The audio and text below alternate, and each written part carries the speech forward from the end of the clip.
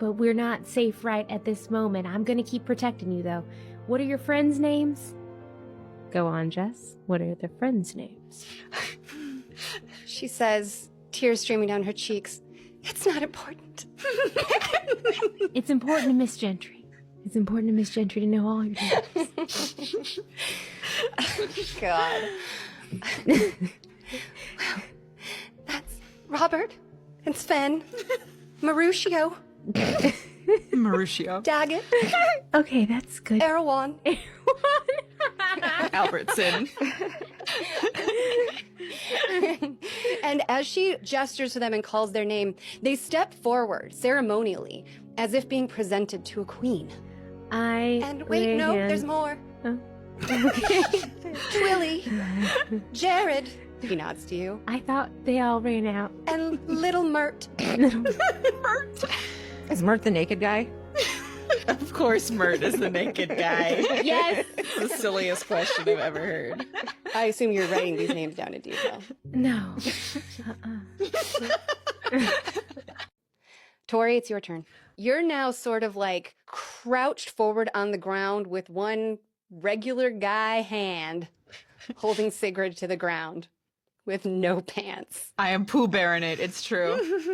And, God, I wasn't expecting to have to confront her with words. I think I'll just stand up over her and just be like, why? Why any of this? I could ask you the same question. What are you doing here? I was trying to find your daughter so we could heal. I'm trying to get to my daughter right now. Annie could be hurt. We've got to go. Then go! Don't you give me that look like you care about me and how I'm doing. Go! If you care, Sagan's missing. If you care, I know where he is. What? Yeah, I know where he is. I'm trying to fix him. You have to take me to him. No. You don't get to see him after you walked out. I didn't. You don't understand. Then enlighten me! I didn't expect to leave for good, Tori. I just thought I needed a break, but I looked for you. you were drunk every night. I looked for you for months! You performed looking for me. Don't you tell me how I feel! How do you feel? I hate you so much right now. I went back to check a month ago, and you weren't there. How long did you leave them? A month? 2? I've been gone for 4 years. How dare you accuse me? It's less than 9. She stares at you for a beat in wounded disbelief. And she turns. She runs away from you. And I will start... I'm still Pooh Bearing it. I'm gonna start booking it back towards the building. Shirt cocking? Shirt cocking. I'm gonna try to run to grab Tori and use my short sword to cut him free, because he's tethered to the dragon, I believe, also. Okay, Correct. Yeah. that's right. So that we can just float down with my magical cape. You are basically climbing across the scales of this dragon to reach your friend because you can't fly fast enough. You get there, you gotta grab him and draw your sword and cut it. So there's a chance that you miss the rope. Let's just do a dexterity check. Let's do dexterity DC 10. Okay, this is fine. That's a 6. Wow. Love it. Nice. Great. Awesome. Martha, you deftly climb across the dragon. You secure your friend, your best friend Tori, in one arm. You pull your sword out and you try to hit the rope. Your leverage is terrible. You can't get a good angle to cut it in two. You're fumbling with the rope. I'm just staring at you like, just go. I mean, I have a second attack. Yes, one more. Oh my god, it's a 9. It's a 9. Oh my god. Oh, This is embarrassing now. I blew my load on that dragon. The dragon's falling to the ground, and hanging from it by a little thread is little Tori, and clinging to little Tori is little Martha. I am going to stow my short bow for now, and I'm gonna start running at the closest one I can see. Okay. So I'm just trying to run up on whichever of these guys I can, and then try and grapple them to the ground. Okay.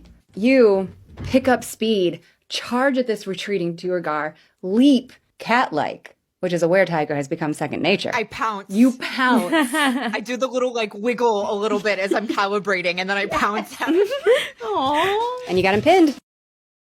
So, how would you like to question this little guy? I don't care what you want to learn from this Duergar. I'm just here for the torture. Okay. So I'm going to unroll my tools and start, I think we're going to do something pokey under the fingernails. I'm gonna set the Durgar down on the floor and crouch next to them as Erastus begins to unravel his tools from. I'm imagining like one of those like rolled up Exactly. fabric. Yeah. Yep.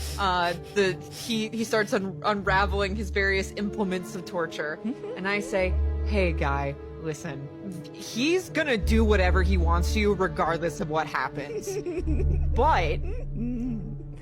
But the quicker you tell us everything we want to know, the quicker it stops."